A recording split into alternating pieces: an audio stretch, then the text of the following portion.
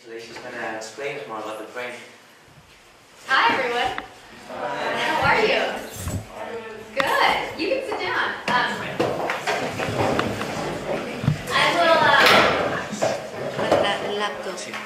have some pictures to show you about the brain and about who I am, but I thought maybe I would introduce myself a little bit.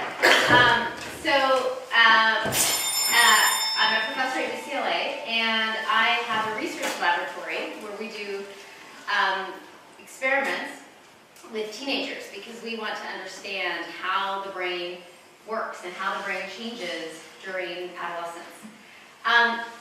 What is an adolescent? Do you guys know? No?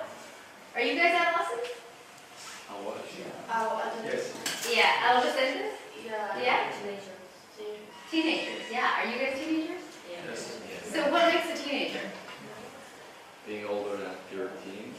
Yeah, that's true. Being older than 30. One way we define it is by age. What else? How else do we know when someone is? Am I a teenager?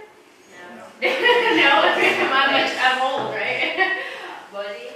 Body, exactly. How your face looks, how your body looks. My son is 7. Is he a teenager? No. How do you know that he's not a teenager? He's too young. Often kids are shorter. Not always. Sometimes they're very tall kids. Sometimes they're very short teenagers. But usually by size, by age. What else? Structure? Like maybe teenagers or cool. Yeah, teenagers are more cool. Teenagers have different behaviors, right? Behaviors. Like the way we act changes when we're teenagers. Do you guys remember what it's like not to be a teenager? No? You don't remember what it's like to be a little kid, like when you were 5 or 6? You feel like you were always a teenager. You what? I don't think there was a change in my brain. I was like, I'm a teenager now. Exactly, and that's exactly what I studied. So what he said is that there was no change that went like that. It was not like 1 minute you were a child and then the next minute you were a teenager. It happened kind of slowly over time, right? One day, you just now know that you're a teenager. You're no longer a child. You're no longer a little child. But yet, you're not an adult. You're not like me, right? You're not like your professors and your teachers. And so my job is to study how that change happens. How is it that we know that you're teenagers? How is it that we know, how do you know that you're a teenager? Okay, so I'm going to show you some research that we've been doing today on the teenage brain. To better understand why behaviors change. Oh, thank you.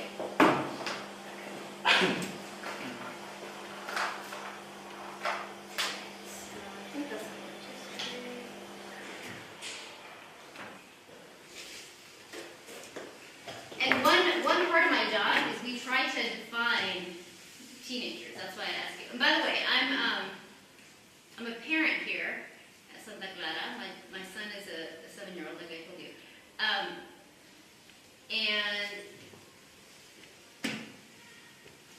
Can we maybe focus on the reason I'm here is because I'm doing something called a Fulbright. Have you guys ever heard of the Fulbright Award? Do you know? No, on the bottom.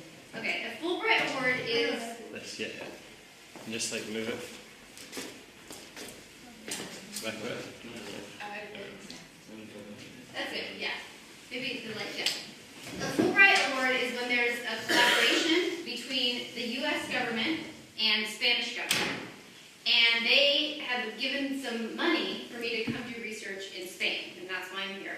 Because there's a lot of research going on in Spain on neuroscience, which is the study of the brain. Okay, so I'll show you a few things I showed the kids yesterday, but then I'll talk some more other stuff. So maybe you've seen this before, but this is the brain when a baby is in the mom's belly. And when you start off, the brain looks like that, like a tiny little tadpole. And by the time you're born, it's very complicated.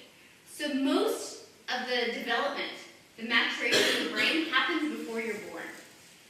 And in terms of the size and the shape and the way it looks. But the way the brain functions, the way the brain works, changes all the way until how old? When do you think your brain stops growing? Your brain stops maturing? How old do you think you guys are when your brain's going to stop growing? 20-something.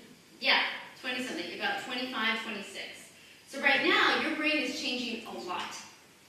In fact, your brain is changing more now than it ever will in your life. And that's because you're learning so many things. Because you're starting to discover that you're interested in social relationships. Maybe your friendships are different than when you were a child. Maybe you start being interested in romantic relationships. That also happens in the teenage years. I don't know if you've experienced that. But all of that happens because of the changes in your brain. And then eventually, you get to have a brain that looks like this. And in your brain, you don't have all these colors. The brain is gray or pink or very, very neutral. But this picture shows you all the different pathways that have to get set up in your brain. And the way that setup happens is because of the things that we feed our brain. And we feed our brain the relationships we have, the learning we do at school, the languages that we're learning. Many of you know multiple languages, is that right? Yes. Yeah. So that's amazing, because in the United States, most people know one language. They know English, and that's it. And so that's limiting, because knowing more languages actually helps create these pathways in your brain. Because language is kind of like a game that your brain has to learn. Every new language that you learn is very important to feed your brain. But what I'm going to talk to you about today is how the teenage brain gets set up. That was what I just showed you, was the baby brain and then the adult brain. But the teenage brain is something that many people around the world want to understand. Why do you think adults want to understand the teenage brain so much? We put a lot of money and a lot of resources into studying the teenage brain. Why do you think that is? Because they don't understand. Because they don't understand, exactly. Do you guys feel like adults don't understand teenagers sometimes? Sometimes, yeah. Yes. Sometimes. Even though we were all teenagers, sometimes we feel like we don't understand teenagers, right? And that's why we want to know, how is it that the teenage brain works? Why do teenagers act the way they do? What are some stereotypes or characteristics that people might have of teenagers? I don't know about in Spain, but I know in the US we have some stereotypes about teenagers. What is it here? Like what? Lazy. Lazy. What else?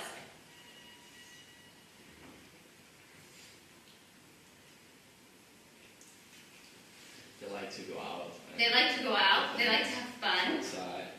Yeah. What else? What else? More independence. More independence. Exactly. They want to seek independence. All of those things we say about teenagers in the US too. We also say that teenagers sometimes are impulsive, that teenagers take risks. Do you guys know what risks are? Yeah. Like, what are risks? Put yourself in danger. You might put yourself in danger. You might do things that adults find stupid. I'll show you a picture of something I did when I was a teenager that was pretty stupid. I don't know if you do it here. Do you guys do something called TPing in the in Spain? Okay. This is a very dumb thing that teenagers do, and I used to do it all the time. This is me, right there. We go to people's houses, and we put toilet paper all over their house. And then we spray it with water. So it's very hard. Do you know what toilet paper is? Yeah. Okay. So then we spray it with water, so it's very challenging for people to clean it up. And this is considered very stupid. And the police come, and the police take you to jail when you do this. But teenagers do it all the time. And as adults, we want to know, why do we do these things when we're teenagers? Why is that a fun thing to do? Is that something that parents here say, or grown-ups here say also? Like, why do you make those choices? Do you ever hear that? Mm-hmm. Yeah. And so that's why we want to study the teenage brain. And so one thing that we've learned in our research is that the reason the brain changes during adolescence is for the reason you said. That those changes help you become independent. That the changes, that your interest in the world, that your interest in exploring new things helps you become independent from your caregivers. And that's important, because if you were always dependent on your parent or your teachers your whole life, you would never take new jobs. You would never go travel by yourself. You would never try new things. And so that's why it's really important that your brain supports those changes. It wouldn't be healthy if my 4-year-old daughter did the same thing that you guys did, right? Because she's not aware enough of the dangers that could happen to her.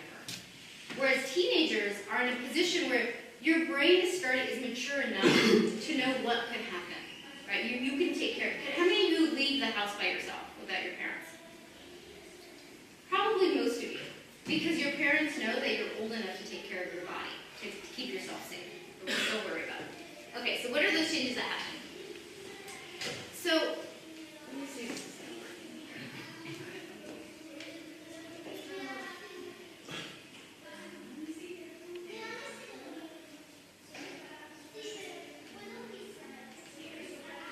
Okay, so one of the things that happens is that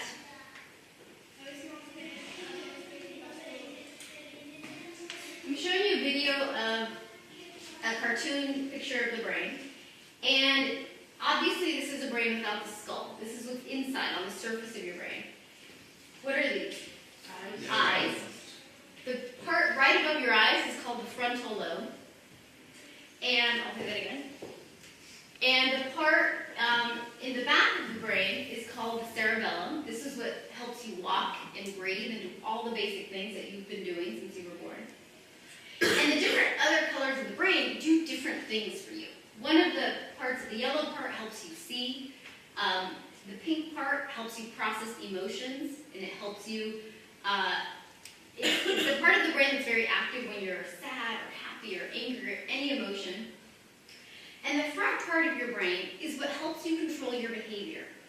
So whenever you're about to do something that you're very excited about, and it maybe might get you in trouble or maybe not, this blue part of the brain, the frontal part of the brain, helps you control your behavior. It helps you control your emotions.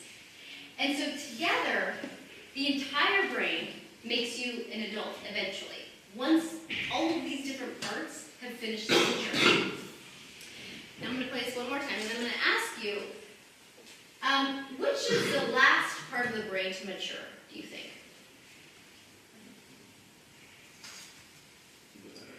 The frontal lobe. The frontal lobe, yes.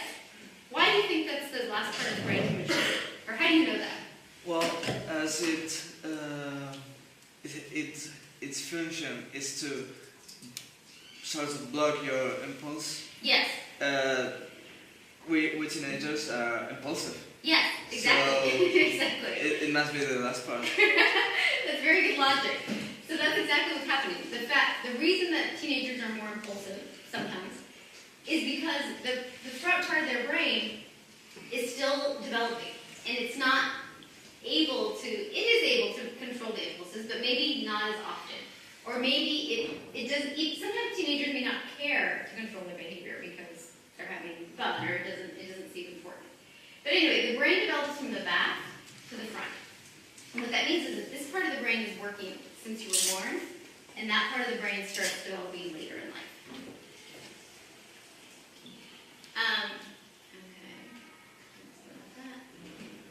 Now, if we peel away the top layers of the brain, we start to see that there are regions inside the brain that are in yellow. It's a part of the brain called the reward center, and in green is a part of the brain called the hippocampus. Have you ever heard of those things before? The reward center or the hippocampus? No? Could someone throw out what it is? Well, the reward center is the thing that releases the whatever when you use something that you feel accomplished with. I don't know if it's saying it's the reward that your brain gives you. Yeah, exactly. It's the feeling of satisfaction or pleasure or happiness. And the thing that you're referring to is called dopamine. Dopamine is a neurotransmitter. Have you guys heard of neurotransmitters before? Neurotransmitters are chemicals in your brain that get released for different things. You have a neurotransmitter for reward, dopamine. You have a neurotransmitter for sadness, or for emotion. Sometimes that's called serotonin. And all of these different neurotransmitters help you experience different feelings of emotions, of behaviors. And that gets released in the nucleus accumbens. In the yellow part, the reward center. The green part is part of something called the hippocampus. What does the hippocampus do? Have you guys heard of that before? No? The hippocampus is so important for you to know. The hippocampus is part of your brain that's responsible for memory and for learning. All of you have had many things happen to you in your lives, but you only remember some of those things. And the reason for that is because your hippocampus, which is the place where you store memories, can only hold so much information. And so some memories you forgot. You don't remember maybe what it was like when you were 2 years old. But now that you're 13, 14, 15, you have more memories, right? You can remember things better because your hippocampus is working better than it was when you were younger. And that's an example of how the brain is developing from the back to the front. Because right about now, when you're a teenager, this is the focus, the development of the memory system and the development of the reward system. And both of those things help you become an accomplished, good citizen, independent adult. Because of the development that is happening right now. Because you are able to identify the things that you find rewarding. For some people that might be math. For some people that might be sports or music. Whatever you find rewarding is what you start to do more and more of when you're a teenager. And that helps you find things that you were excited about. The memory system, of course, helps you form memories, and that is what helps you learn. The things that you were learning right now, you'll use the rest of your life. Some things maybe not, but most things you will. How many of you are thinking about going to university? Right? Some of you? Okay. Well, this hippocampus system is really important for everybody, but certainly for people who are going to pursue higher education, it's really important to build up this memory system, starting a long time ago, but especially now. Okay, so let's keep. Yes. Okay. So I want to show you a little bit about how we study the brain. Does anyone know what this is? What is it? I think I heard it. I just couldn't hear it for sure. X-ray. It's kind of like an X-ray. It's similar in that it takes pictures of the body. It's similar to a CAT scan. You're getting closer. What else? Magnetic resonance. It's a magnetic resonance imaging scanner, an MRI.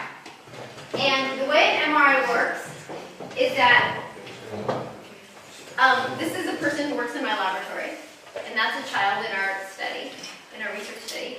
So this MRI, sometimes if you have a broken leg or something else, maybe your parents have had one before, but we use it to take pictures of the brain. And the reason we like it is because an X-ray is actually not very good for your body if you do too many X-rays. But an MRI is not an X-ray. What it does is we lay the person down. This is a bed that moves, and it moves into this tunnel. And while the person is in the MRI, we take pictures of their brain. And the pictures allow us to see the shape of the brain, the shape of the reward center and the hippocampus. But it also allows us to see how the brain is working compared to younger people we put in the MRIs, like little kids, and older people, like adults that we put in the MRI.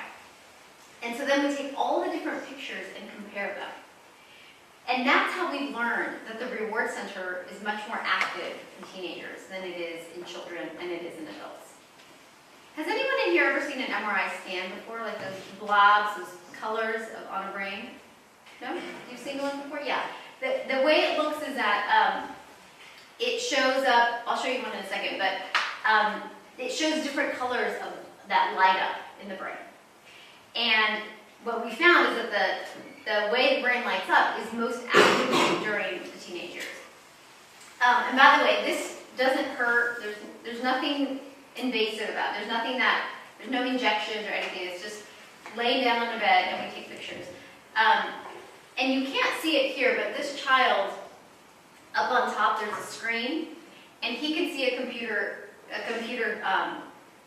screen on the top of there. And so we show him images of emotions, but sometimes we show pictures of their friends. Because do you think that if you saw a picture of your friend and you saw a picture of a stranger, that your brain would act differently? Yes.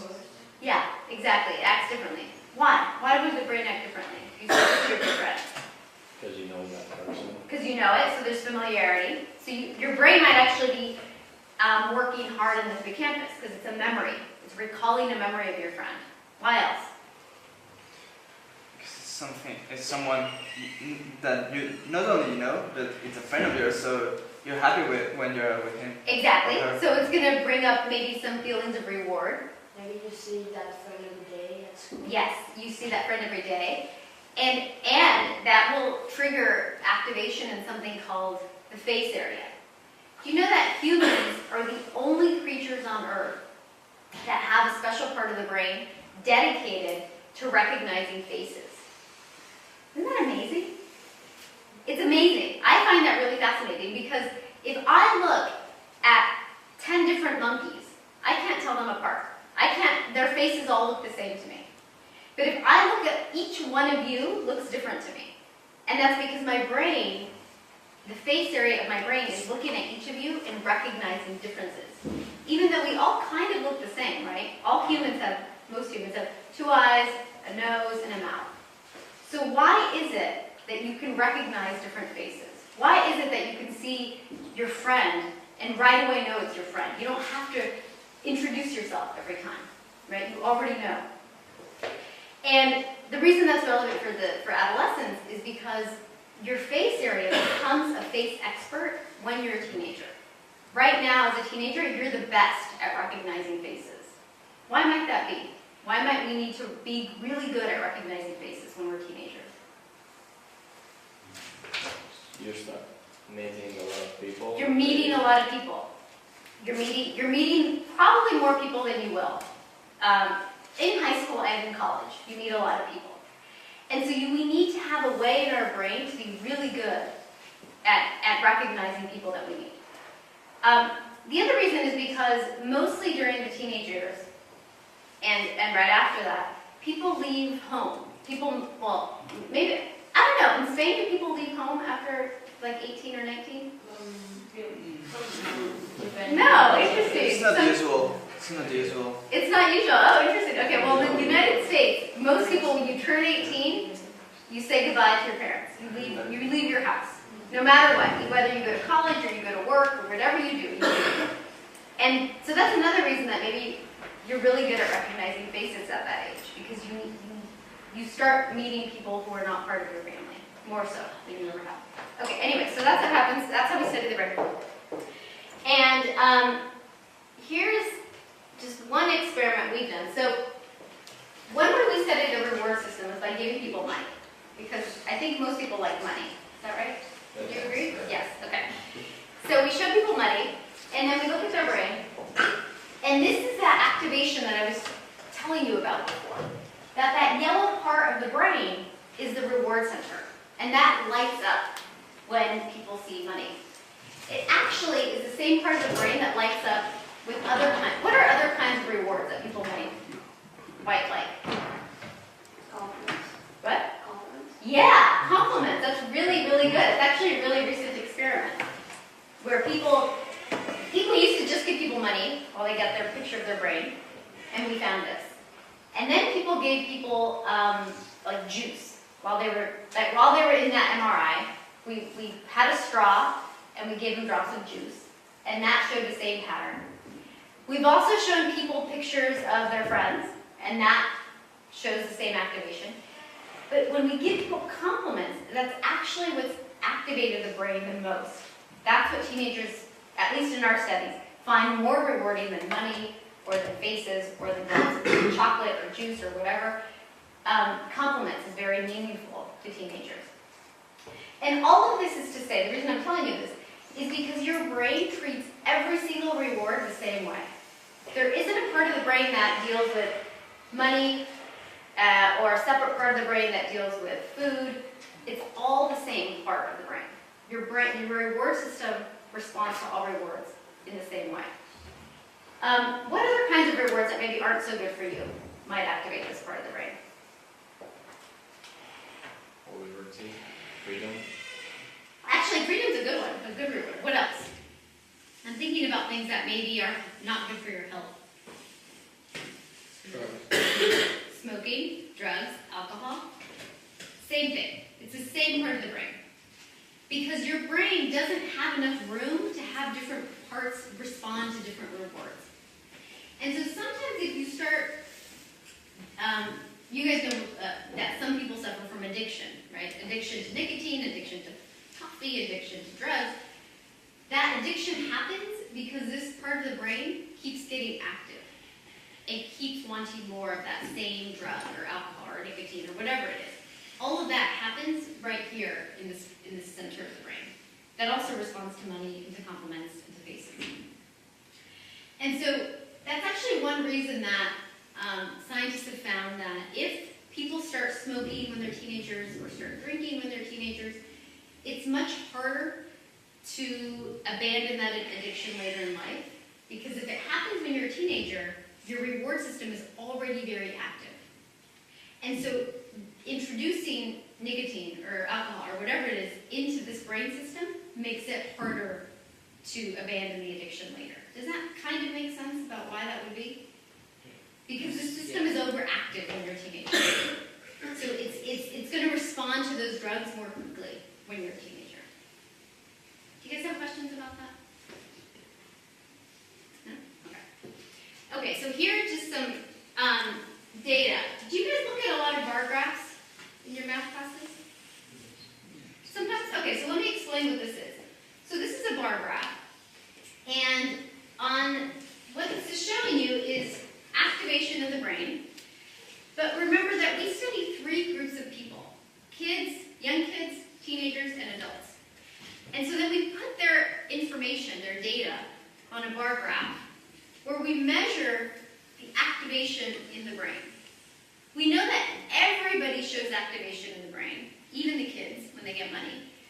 But what we show in this bar graph is that the teenagers in orange have a higher bar. And that's representing the greater activation in their brain compared to kids and compared to adults. Do you guys see that? Mm-hmm. That there's exaggerated activation in the teenagers. Okay, so what's good about the brain changes that happen during the teenagers? I've already told you the independence, the exploration, the increased learning. All of those things are really, really important. But one thing that I've kind of already said a little bit is that teenagers are really good at forming social relationships. Why is it important to be good at forming social relationships or caring about social relationships? Be alone. You don't want to be alone? Yeah. Our species depends on the fact that we want to bond with other humans. Right? Other animals are like that too, like monkeys are very social creatures too. But humans are the most social creatures on this planet. And that means that teenagers have a very important job of learning how to have good social relationships. And it's for that reason that teenagers listen a lot to their friends. How many of you maybe like to spend more time with your friends versus your parents? Some of you, I won't tell your parents. Okay. I used to feel like that too. I used to want to spend more time with my friends. I found my friends more rewarding. And we did a study to understand why is it that teenagers find their friends more rewarding. So here's what we did. We asked teenagers to come to our lab and do a video game. A video game where they were on a racetrack and they were trying to get to the end. And they were asked to drive very fast on the computer game. But every once in a while they would see a yellow light. And what happens when you see a yellow light? You're supposed to slow down. Sometimes people speed up because they try to run through the light, right? And so in this game, if you ran through the yellow light, that was a risky choice. Sometimes it would mean that you would crash, and sometimes it would mean that you were successful and you made it faster through the yellow light. Does that make sense? It's a very simple game. It's kind of a driving game. And we asked people to play the game by themselves or to play the game when they brought their friends to the laboratory. And when people brought their friends to the laboratory, do you think they acted the same as when they were by themselves? No. What happens when you're around your friends? You take more risk. Yeah, well, we didn't know if that would happen, but yes, we found that people take more risks. Even on a game that's just on the computer screen. Even on a game that means nothing, people take more risks. What else happens when you're around your friends? You want to have fun. So teenagers, some teenagers laugh more, right? You guys laugh more when you're with your friends? Yes. They talk more. They talk more when they're with their friends. The behavior changes. Like if none of us were in this room, you guys would be acting very differently, right? And that's because teenagers, something about the friends makes their brain change how they behave. And so here's what we found. So we found that, here's another graph, and I'll just explain it quickly.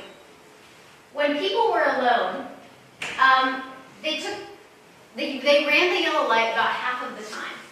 No matter if you were a teenager, a college student, or an adult. But when we had the friend in the room, now that red bar with the arrow is showing you that teenagers took many more risks when their friends were in the room. Whereas the college students and the adults didn't change their behavior. And so that suggests that there's something about the friend that changes how the brain is thinking. This is the last graph, I'll show you about this. And what we found is that the reason that happens is because the activation in the reward system goes up when the friend is in the room. So that means that the friend is acting like a reward for the teenager. And that reward is making them take more risks. Does this sound like something that might happen in real life? Like if you're out with your friends on the weekend, are you more likely to seek out risky behaviors or do risky things with your friends? Yes. And our data suggests that it's because of the reward system that gets more activated in the presence of your friends. Okay, I'll come back to that in a second. So, the last thing I want to talk to you guys about is something that you also do to stay in communication with your friends. What is that? You talk. How do you communicate with them usually if you're not in the same room? Phone. Phone. Are you guys allowed to have phones in here? No. In this? No? Oh, that's great. You probably don't think that's great, but it's good. But when what about at night? Are you guys in touch with your friends at night? Yes. Yeah, right before bed? Yeah, okay. And do your parents tell you to turn off your phone? Yes. Yeah. Why do you think that is? They want you to do what? Rest. They want you to rest. They want you to sleep. And why do we care so much about sleep? Why do we care so much about sleep? It's when brain just descansa. Rests. Rest. Descansa. Tu cerebro descansa cuando estás dormido, ¿verdad? ¿Por qué? Porque no estás pensando de otras cosas, ¿verdad? No estás pensando de qué pasó hasta en el día, no estás viendo las cosas, no estás escuchando nada. Y por eso, when you're asleep, your brain gets a chance to rest and gets a chance to form the memories and work on the hippocampus. And the problem with the phones, well, two things. One is that it's very normal for teenagers to sleep less than their younger siblings. And the reason for that isn't just because you're on your phone. It's actually because your brain doesn't release sleep hormone at the same time when you're a teenager. So for example, there's a hormone called melatonin. Maybe you've all heard of melatonin before? Okay. Melatonin, when the sun goes down, your brain releases something called, it's a chemical called melatonin. And melatonin helps you feel sleepy. When you're a teenager, melatonin doesn't get released until like 10 o'clock at night. And so it's hard for you to fall asleep. even if you're not looking at your phone. But the fact that you're looking at your phone makes it hard to sleep because your phone, your iPad or whatever, releases something called blue light. You know the screen, right? It looks kind of blue. And blue light is similar to sunlight. And so when you're looking at your phone right before you go to sleep, your brain is tricked. I don't know how you say tricked. It's deceived into thinking that it's daylight. And humans are really good at being alert when it's daylight because being alert keeps you safe, right? If you were always walking around sleeping, you wouldn't be aware of a threat in the environment, right? If you were an animal, you might get killed by a lion if you're not paying attention. And so if it's daylight outside, your brain thinks that you should be awake. If the brain thinks that this phone represents daylight, then it tricks your body into being more alert and to wake up. And so that's why most parents try to tell their kids to turn the phone off, because the phone not only gets you kind of awake because you're talking to your friends and you're laughing and maybe you're feeling emotional for something your friends are telling you, but it's also tricking your brain into thinking that it should be awake. Does this make sense? No? Does it kind of make sense? Yes. Yeah? But you guys still are going to look at your phone, right? Because you still want to. I understand that. There's something. Does any of you have? I don't know what it's called, but it's a way to turn your phone into emitting a different kind of light. Yeah. Do you guys use that? Yeah. Okay, and that's the reason that was created is to avoid this. It emits instead of blue light. What is it? It's like orange, red. Wavelengths that don't trick your brain into thinking it's time to be awake. Okay. And so let me show you one last thing. So we found that people who have worse sleep have brain development is slower. Okay? Getting good sleep helps your brain mature. And we were interested in what causes people to sleep poorly. Not just the phone, but what are the other reasons?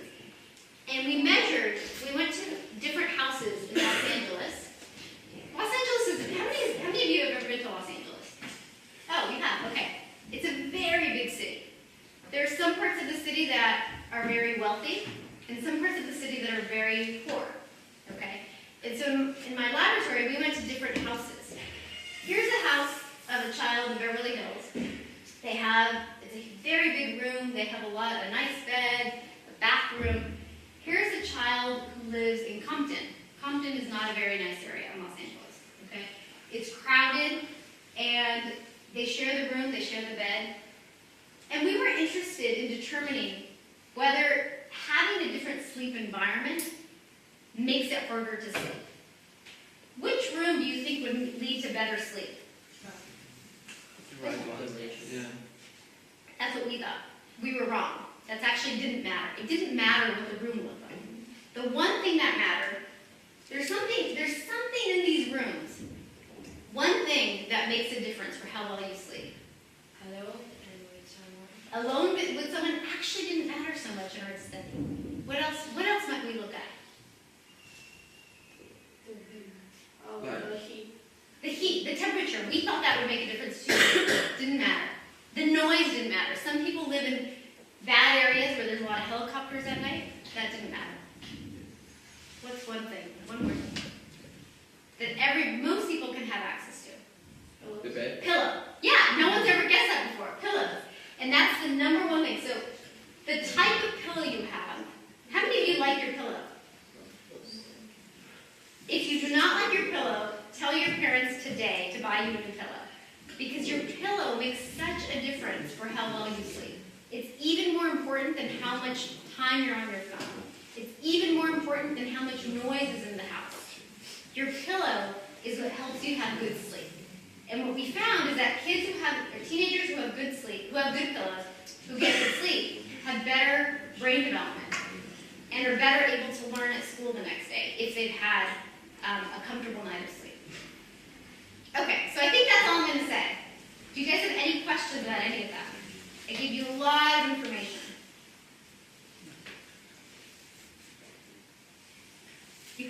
questions. I know you do. Teenagers are always more quiet than younger kids.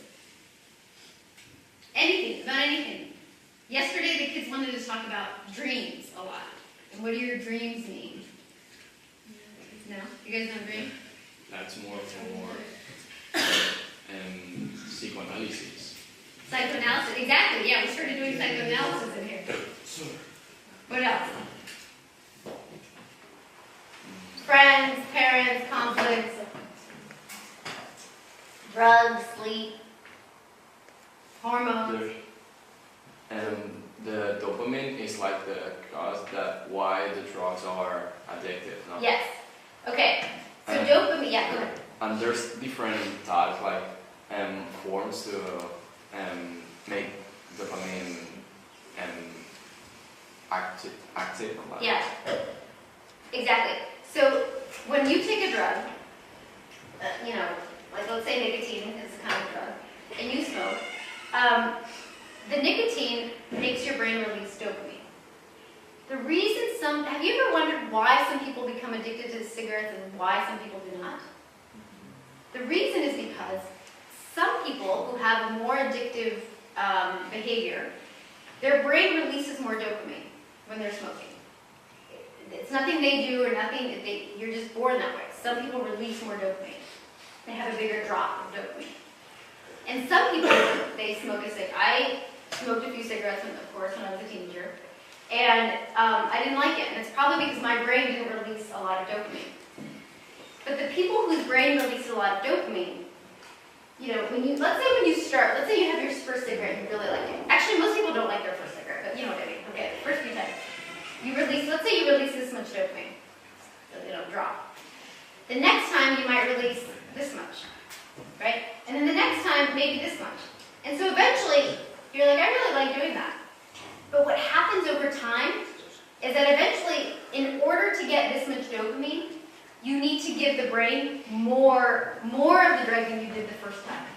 Because there's something called tolerance. Have you guys heard of tolerance before? Yeah. Used to it, right? Yeah, your brain gets used to it. You habituate. And so that's what leads to the addiction. This behavior that even if you don't like it anymore, your brain says, but you gave me this one time and it was great that first time, and now I want that again. And so that's how addiction happens. But for some people, they may be addicted to nicotine but don't like alcohol or something like that. And that's because everybody's brain is a little bit different, and we release dopamine in response to different things. And it's for the same reason that some people like to hike, some people like to do yoga, whatever it is that you like, it's because of how your brain responds to that. What other questions? The dream change depending of with who you are. Like if I spend all the day with my dad, I have different dreams. Yes, exactly. So dreams, scientists want to know what dreams are because some dreams are psychoanalytical. Some dreams are like, well, I dreamt a cat and that means that represents my mom, all this stuff. But sometimes dreams just represent the memories that happened during that day. So if you spend time with your dad all day, when you're sleeping, your brain is making those memories. It's making a memory of your dad for that day, and that's why you dream about him. The other thing that can happen is that it's not about the dreams that you have or the people that you're with, but the thoughts that you have. So sometimes if so I'm in Spain, and my family's in Los Angeles right now, and I think a lot about my parents. So even if I'm not with my parents, I think about them, and I can dream about them at night. It's just a representation of the thoughts that you have. Yeah. What if, for example, we do like an experiment and we have the same day over and over, and we have the same dreams? Yes. That would be a really interesting experiment to do. It would be hard to do because you have to do the same thing every day. But the only problem would be that you can't control people's thoughts. So even if you did the same thing every single day, your thoughts are going to be different every single day. Right? Even if you took someone who's in prison and they're doing the same thing every day, which is being in prison, their thoughts are going to change. And that's what's really important for dreams. What other questions do you guys have? Do you have questions about the U.S., about college in the U.S.? And one thing, there's sometimes that dreams can predict the future. Like you have a And why it happens that? That's what I want to know too. We have no idea why that happens.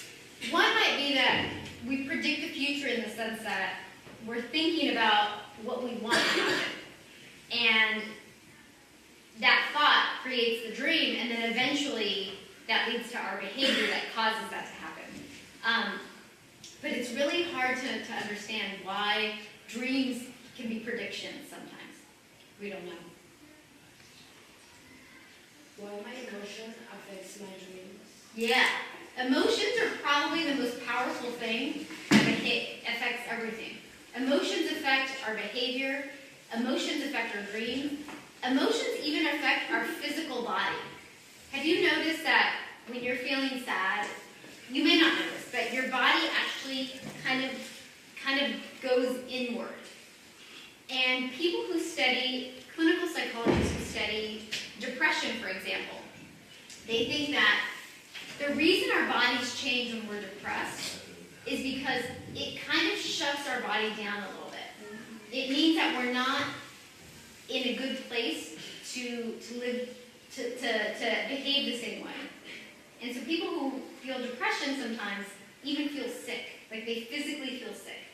And that's because of the emotions. The emotions lead to changes in their physical health. So emotions are the most powerful thing influencing our behaviors.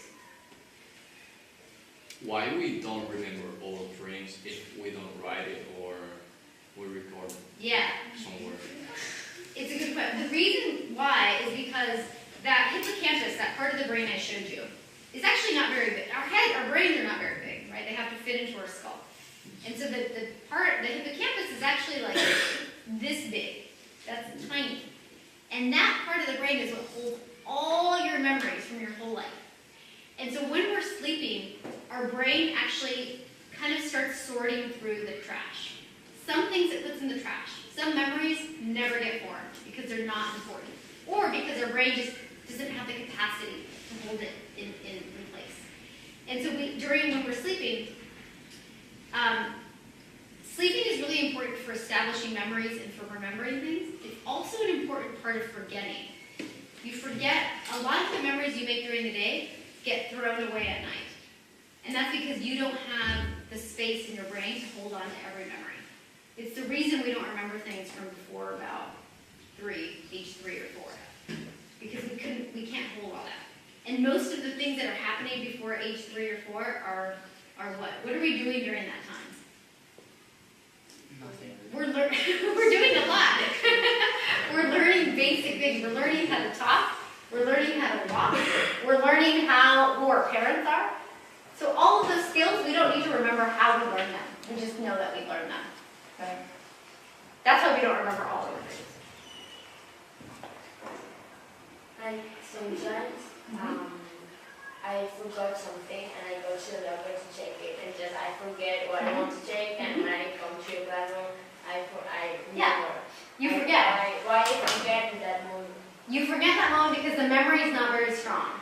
So if I was going to walk out and go, I'm going to go to the store right now, and then I walk by the store and I forget, it's because the memory was kind of loose. The thought was loose. It wasn't a very strong thought. Whereas and then we distract ourselves too. So let's say you say, I'm going to go into the classroom to get that look, and then you forget because you ran into your friend and your friend elicits emotions in you, and then you just forget. The reason for that is that thoughts that are not very meaningful are more easy to forget, but thoughts that are emotional are very hard to forget. Right? Our memories are very closely tied to emotional events. So if your good friend is in a car accident on the same day that you have an exam, that's going to be a very emotional day. You will probably remember what time of day it was when that car accident happened, what you were wearing, what your friend was wearing, what the last thing you said to that person was. That memory is very strong because the memory is tied to the emotion. Whereas you don't probably remember what your friend wore the last time you saw her, 2 weeks ago, because that's maybe not as important. So emotions help us build our memories. That's why, have you ever had the experience where you hear a song and it reminds you of a place? Or you smell, you know, like I can still smell a particular cologne and it reminds me of my first boyfriend when I was 15. You know, like it's so powerful how emotions are related to smell and to hearing and to all of our basic sensory systems.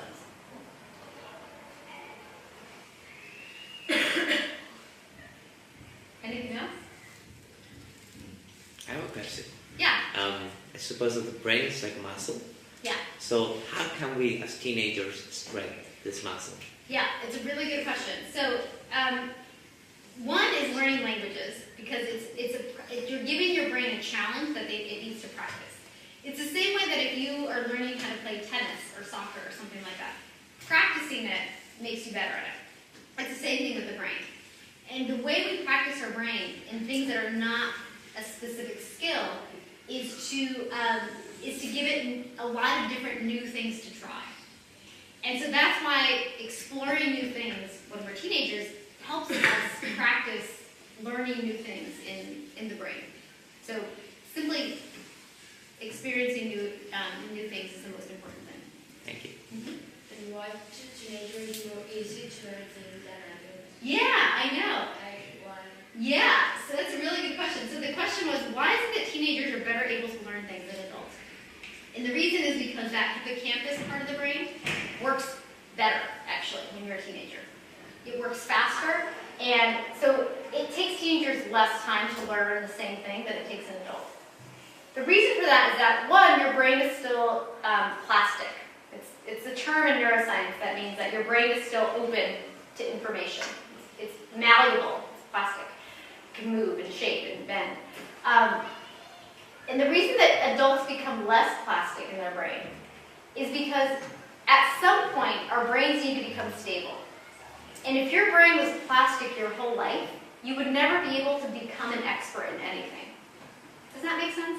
Like if your brain was able to incorporate language your whole life, you may not become an expert in any one language. Right? Like my primary language is English, but I speak Spanish because my father grew up in Mexico and I learned Spanish when I was a kid.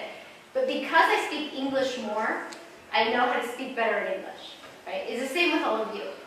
But if I was able to learn every single language of the world, it would be hard for my brain to focus on one language to become an expert. It's the same with everything else. If you practice a lot at tennis, you're probably going to get very good at tennis, but it's going to make it harder for you to learn a different thing when you're older.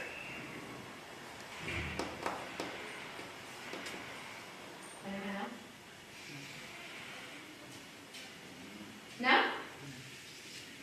No other questions about the brain? Yeah. Is it true that we can only dream about people that we once saw in our life, or can we dream about strangers?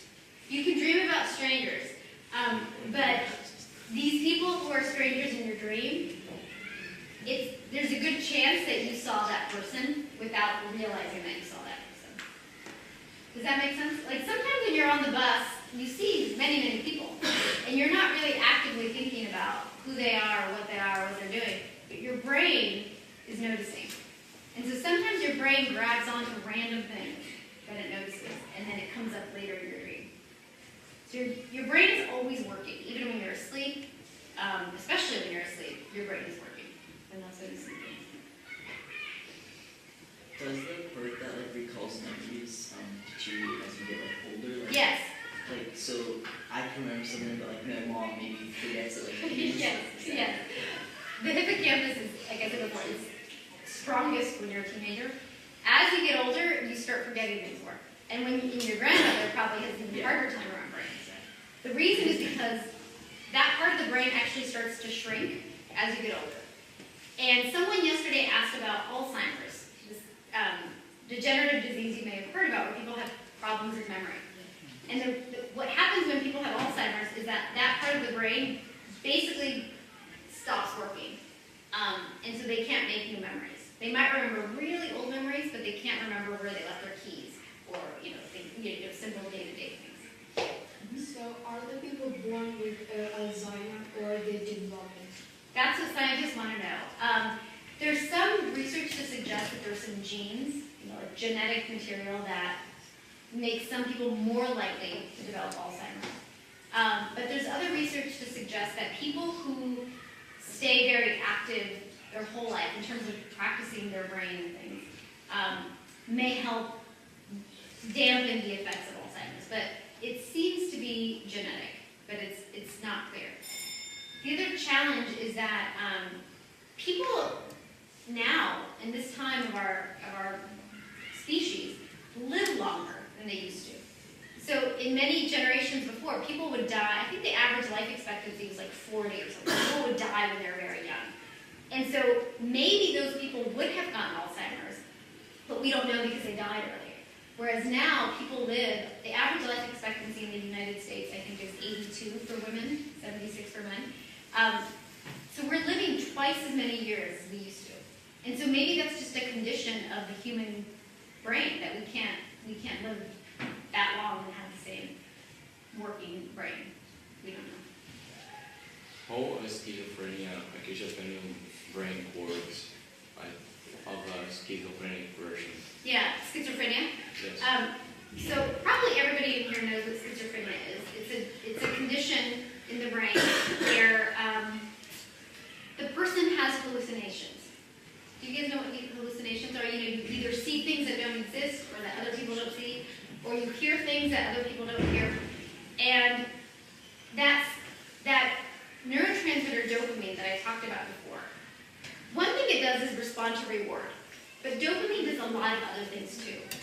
And one thing people think is that people who have schizophrenia have too much dopamine, and that the dopamine creates these hallucinations in the brain, but it's unclear why. The other mystery about schizophrenia is that the majority of people who have schizophrenia, do they have it when they're 3 years old or 4 years old? When do they start having schizophrenia or showing schizophrenia?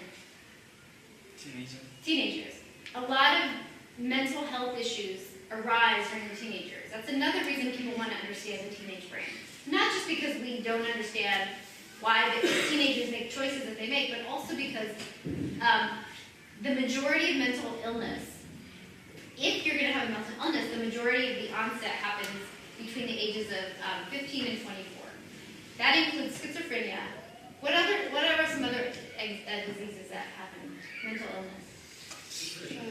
Depression, OCD, anxiety, and eating disorders. Those are the majority of mental health problems that happen when people are teenagers. And so, why? What is it about the teenage brain that makes these things come up? Some people are maybe probably born with these conditions, but they don't exhibit the condition until they're teenagers. And one idea is that maybe all of the emotions that are so strong in the teenage brain might make these conditions more apparent, but it's not clear why. What if I'm alone at home and I know I'm 100% alone and I feel annoyed? Freaks you out? So if I know I'm alone, I'm alone, but I need to go and see if I'm alone. Yeah. But why I need to go? Yeah. So that emotion center in the brain, part of it helps you recognize reward and things that make you happy. The other part of it is important for recognizing threat. And so threat, we're really good at keeping ourselves safe. Every species in the world is good at recognizing threat, right? If you're an animal in the wild, you hear a noise and it might be a lion, so you look at it. If you're a human, we're afraid of being hurt. And so the emotion center that recognizes fear, or that helps you feel fear, is very active, especially when you are kind of, feeling emotional. Because when you're alone, you're already a little bit kind of aware of your surroundings, right? And so it just amplifies it. But fear can be negative, right? Fear can make you not do things. Fear can limit you. But fear is also important to make you sure that you stay safe. Right? Yeah. That's playing video games better nowadays.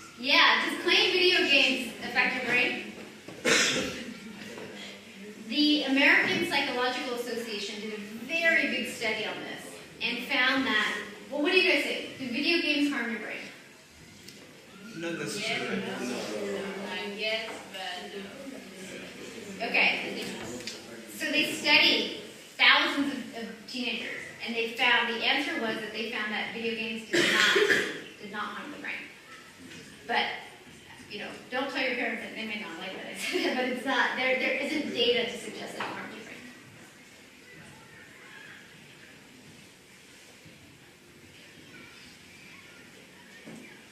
Is that it?